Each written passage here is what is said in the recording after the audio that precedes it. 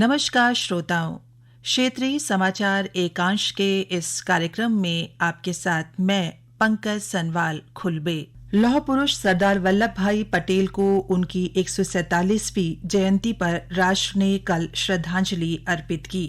इस अवसर पर प्रदेश भर में विभिन्न कार्यक्रमों का आयोजन किया गया।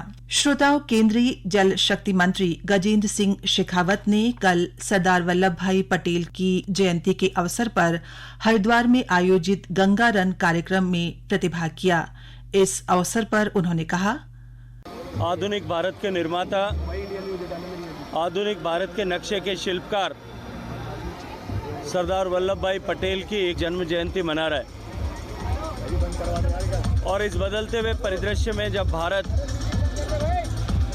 तेजी के साथ में विकसित भारत बनने की दिशा में आगे बढ़ रहा है, तो माननीय प्रधानमंत्री जी की प्रेरणा से आज पूरा देश की युवा तरुणाई, युवा शक्ति इस संकल्प के साथ में कि हम भारत के विकास की इस गति को और अधिक ऊर्जा और ऊष्मा प्रदान करेंगे, इस संकल्प के साथ में कि हम भारत को एकीकरण के लिए, भारत को एक बनाए रखने के लिए और एक भारत को श्रेष्ठ बनाए रखने के लिए अपने आप को नियोजित करेंगे, इस संकल्प के साथ में इस रन फॉर यूनिटी में दौड़ रहा है।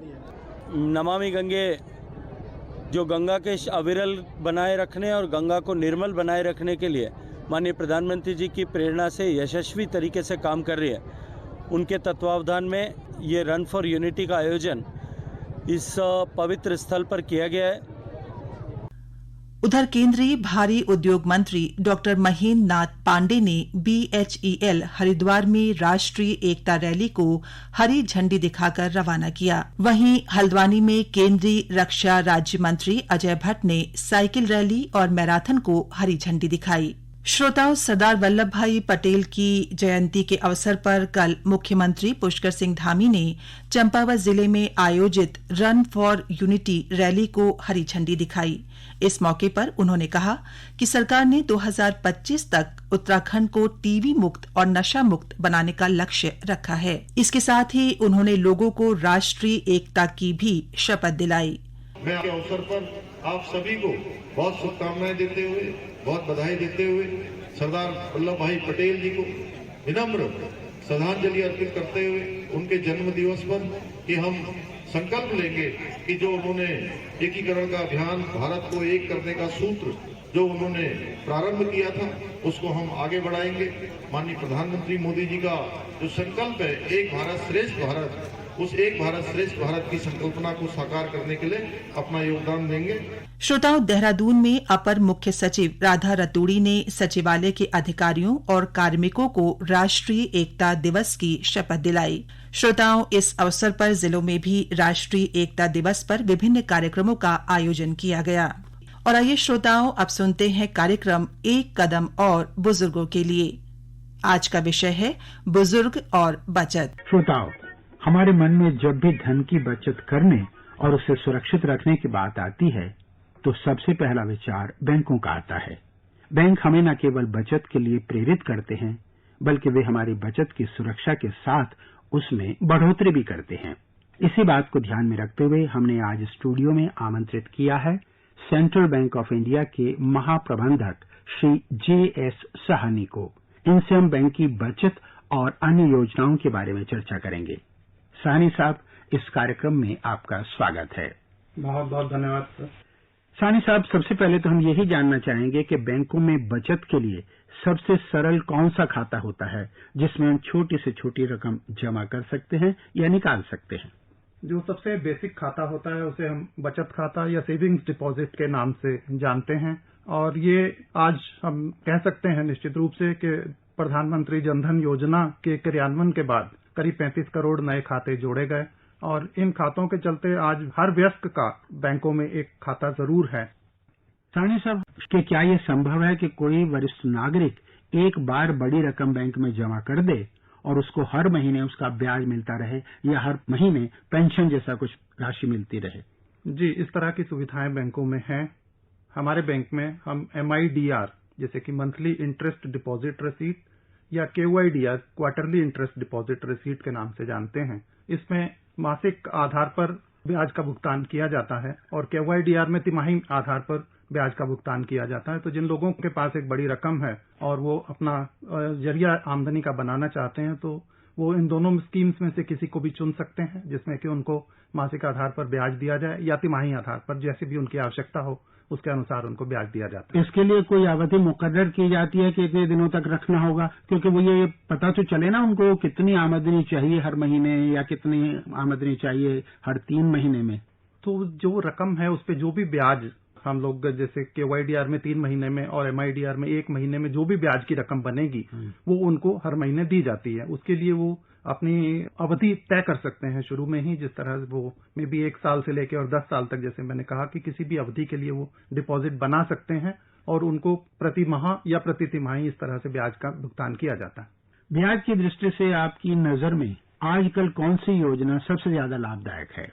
जैसे हमने विभिन्न योजनाओं की बात की, इसमें अगर आप कंपाउंडिंग की सुविधा लेते हैं, जैसे जिसके लिए हमारे बैंक में एक सुविधा है money multiplier deposit scheme MMDC, जिसमें कि आपका जो भी ब्याज आपका तिमाही आधार पर अर्जित होता है उसको वापस से रीइन्वेस्ट किया जाता है ताकि उसको ब्याज के ऊपर आपको ब्याज मिले। और ये सुविधा जिन लोगों को पैसे की तुरंत आवश्यकता नहीं है वो अपना वेल्थ क्रिएशन के हिसाब से इस सुविधा का लाभ उठा सकते हैं।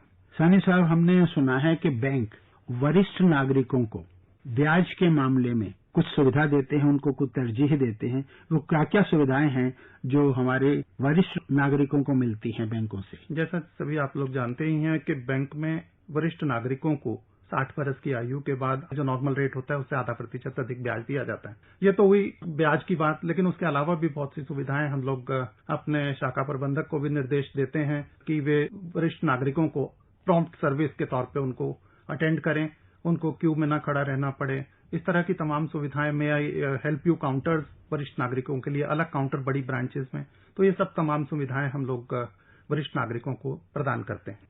अच्छा, इसी से जुड़ा एक और सवाल है कि हमारे बुजुर्ग अपनी FD बैंक के पास जमा करा देते हैं, पैसा जमा करा देते हैं, अचानक उनको FD की अवधि पूरा होने से पहले अगर जरूरत पड़े तो इसके लिए क्या सुविधा है? नहीं, इसके लिए 2 अलग अलग तरह की, अगर वो अपना पैसा जो उन्होंने फिक्स डिपॉजिट के तौर पे रखा है उसे तोड़ाना चाहें तो भी वो सुविधा मिल सकती है। लेकिन अगर कई बार ऐसा भी होता है कि उनको वो टेम्परेरी उनको उस पैसे की आवश्यकता पड़ती है तो उस FDR के अगेंस्ट ऋण की सुविधा भी उपलब्ध कराई जाती है। उसमें 2 तरह से होता है, एक जिसे हम डिमांड लोन कहते हैं, उस पे जो ब्याज दर उनको डिपॉजिट पे दिया जा रहा है उस पे 1% ज्यादा ब्याज देकर वो ऋण भी उपलब्ध ले सकते हैं।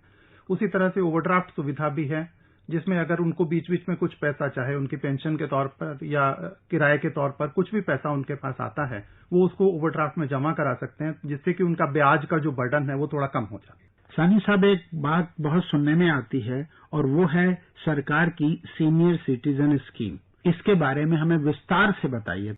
जो 60 वर्ष से अधिक आयु के व्यक्ति हैं, जो सीनियर सिटीजन जिनको कहा जाता है, वो सीनियर सिटीजन स्कीम जो कि सरकार द्वारा संचालित स्कीम है, हालांकि इनका क्रियान्वयन बैंकों द्वारा किया जाता है, इस सुविधा का लाभ उठा सकते हैं। इसमें जो नॉर्मल ब्याज की दर FDR पे दी जाती है उससे कुछ ज्यादा समय समय पर सरकार उसका फैसला करती है। वर्तमान में 7.4% इस पे ब्याज दर तय की गई है और 60 वर्ष से अधिक आयु के हर व्यक्ति उसके लिए पात्र है। 15 लाख रुपए तक अधिकतम इसमें जमा कराया जा सकता है। प्रथम बारी में इसको 5 साल तक किया जाता है, लेकिन उसको 3 साल की अवधि के लिए बढ़ाया भी जा सकता है। तो उन लोगों के लिए जो अभी रिटायर हुए हैं या 60 साल में जिन्होंने अपना बिजनेस वगैरह वाइंड अप कर दिया है, वो 15 लाख तक इस डिपॉजिट स्कीम के अंदर जमा करा सकते हैं, ताकि उनको क्वार्टरली आधार पर ब्याज का भुगतान किया जाता है।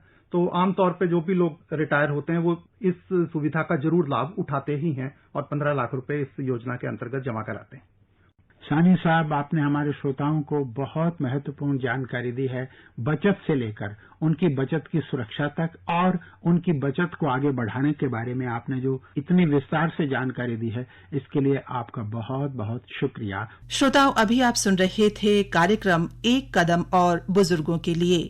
इसी के साथ हमारा आज का ये कार्यक्रम यहीं पर समाप्त होता है। नमस्कार।